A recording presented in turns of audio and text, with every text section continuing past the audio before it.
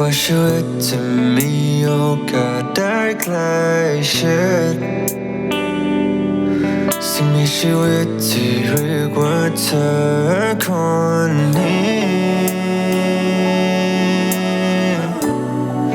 โอ้ฉันนั้นโชคดี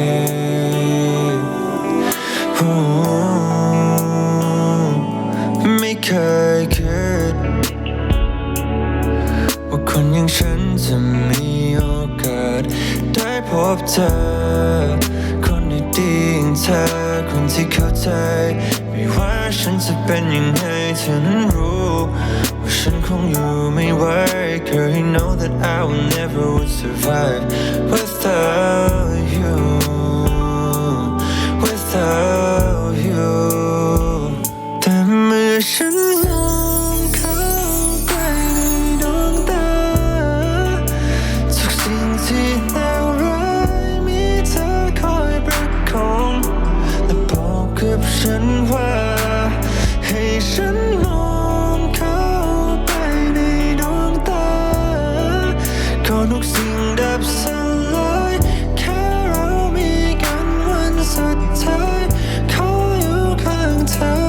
ก็พอ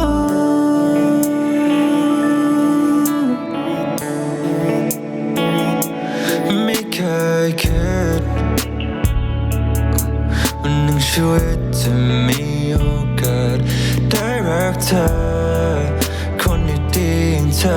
คนที่เข้าใจรักของเราสำคัญแค่ไหนเธอนั้นรู้ว่าฉันคงอยู่ไม่ไหว Girl you know that I will never would survive without you without you แต่หลายสิ่งหลายอย่างฉันไม่เคยได้พูดไปเพียงแค่มองตัวเองก็คงจะพอรู้ไม่เคยคิดเลยว่ารักกับเธอขนาดนี้แต่ว่าในวันนี้ขอแค่เธอขอเพียงคนเดียว